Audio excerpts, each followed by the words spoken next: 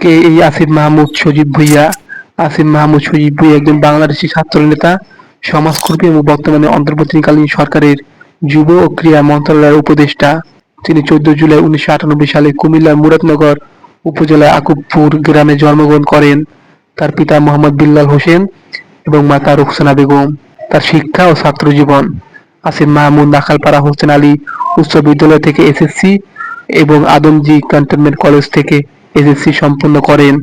তিনি ঢাকা বিশ্ববিদ্যালয়ে ভাষা বিজ্ঞানে 2017 এবং 2018 শিক্ষাবর্ষে ভর্তি হন এবং স্নাতক সম্পন্ন করেন। বর্তমানে তিনি নর্থ সাউথ বিশ্ববিদ্যালয়ে রাষ্ট্রবিজ্ঞান ও সমাজবিজ্ঞান বিভাগে মাস্টার্স করছেন। রাজনৈতিক ও আন্দোলনমূলক ভূমিকা: আসিফ মাহমুদ 2018 সালে কোটা সংস্কার আন্দোলনে সক্রিয় ভূমিকা পালন করেন। পরবর্তীতে তিনি বৈষম্য বিরোধী ছাত্র আন্দোলনের অন্যতম সমন্বয়ক হিসেবে 2024 সালের জুলাই মাসে অনুষ্ঠিত ছাত্র জনতার অভ্যুত্থানের নেতৃত্ব দেন। এই আন্দোলনের ফলে তৎকালীন প্রধানমন্ত্রী শেখ হাসিনা পদত্যাগ করে পালিয়ে যান এবং অন্তর্বর্তীকালীন সরকার গঠিত হয়। সরকারের ভূমিকা: 2024 সালে 8 আগস্ট তিনি অন্তর্বর্তীকালীন সরকারের উপদেষ্টা পরিষদে সদস্য হিসেবে নিযুক্ত হন।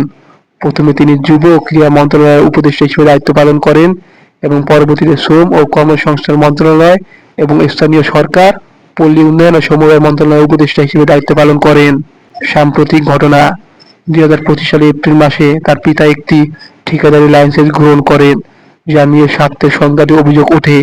এই বিষয়ে আসিফ মাহমুদ প্রকাশ্যে দুঃখ প্রকাশ করেন এবং বলেন, কেউ যদি দুর্নীতিতে জড়ায়, সে যেই হোক, রাষ্ট্রীয় আইন অনুযায়ী ব্যবস্থা নেওয়া হবে।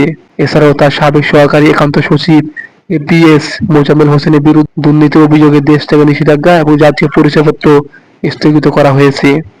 আসিফ মাহমুদ সজীব ভুঁইয়া বর্তমানে বাংলাদেশের রাজনৈতিক ও সামাজিক অঙ্গনে একটি গুরুত্বপূর্ণ ব্যক্তিত্ব হিসেবে বিবেচিত হচ্ছে।